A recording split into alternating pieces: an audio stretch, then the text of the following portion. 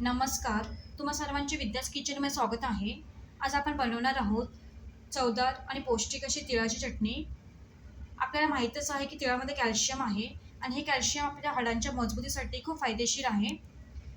जेवताना तोंडी लावण्यासाठी किंवा भाजी नसताना चपाती किंवा भाकरीसोबत ही चटणी आपण खाऊ शकतो. तिळाची चटणी बनवण्यासाठी काय काय लागणार आहे हे आधी पाहूया. 1 वाटी सफेद तीळ, तुम्ही काळे तीळ पण यूज करू शकता. मुठभर शेंगदाणे, 1 मोठा चमचा लाल मिरची पावडर, चवीनुसार मीठ, अर्धा चमचा हळद, 10 ते 12 लसणाच्या पाकळ्या, अर्धा चमचा जिरा, अर्धा चमचा ओवा, थोडासा कढीपत्ता कट करून घेतलेला आहे. सर्वात अगोदर तीळ आपल्याला भाजून घ्यायचे आहेत, तर त्यासाठी मी गॅसवर तवा ठेवलेला आहे. तवा तापला की तीळ ॲड करते.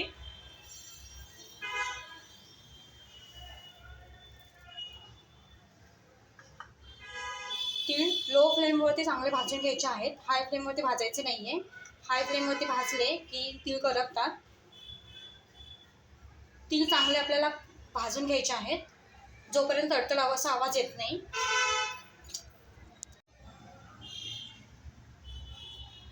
तीळ चांगले 7 ते 8 मिनिट लो फ्लेमवरती भाजून घेतलेले आहेत. ते मी एका आता डिशमध्ये काढून घेते.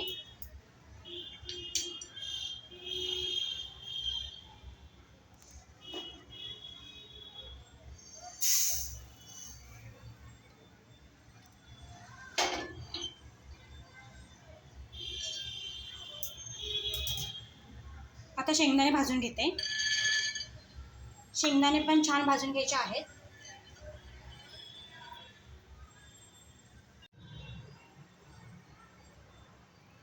शेंगदाणे चांगले भाजलेले आहेत, ते मी तिळामध्ये ॲड करते.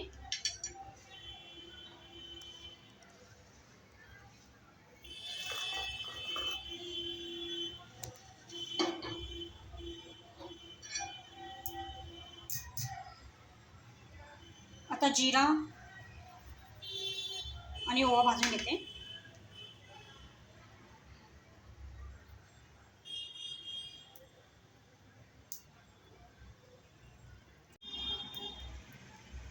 जिरा आणि ओवा भाजलेला आहे, ते मी तिळामध्ये ॲड करते.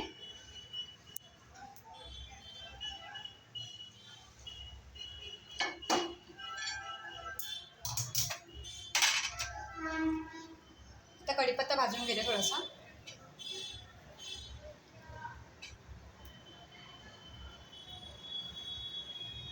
आपल्याला माहीतच आहे की कढीपत्ता स्किनसाठी, आईसाठी चांगले असतात. कढीपत्ता भाजलेला आहे, ते मी काढून घेते.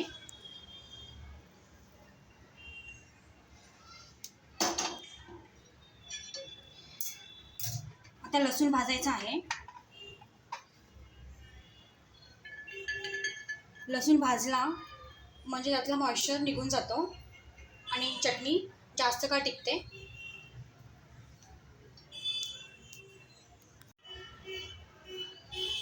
लसूण 2 ते 3 मिनिट चांगला भाजून घेतलेला आहे. आता गॅस बंद करते आणि लसूण काढून घेते.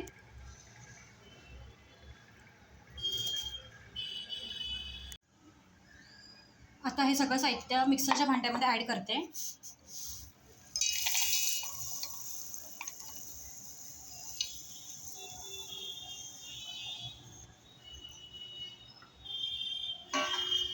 लाल मिरची पावडर,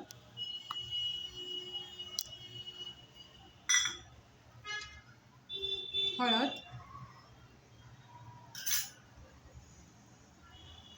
आणि चवीनुसार मीठ.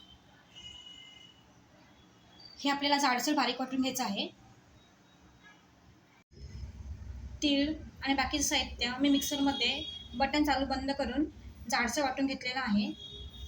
तर तुम्ही पाहू शकता तिळाची चटणी रेडी झालेली आहे. ही चटणी तुम्ही हवाबंद डब्यामध्ये ठेवून 2 ते 3 महिने आरामशीर यूज करू शकता. तुम्हाला ही रेसिपी कशी वाटली कमेंट करा, लाईक करा आणि सबस्क्राईब करा. थँक्यू.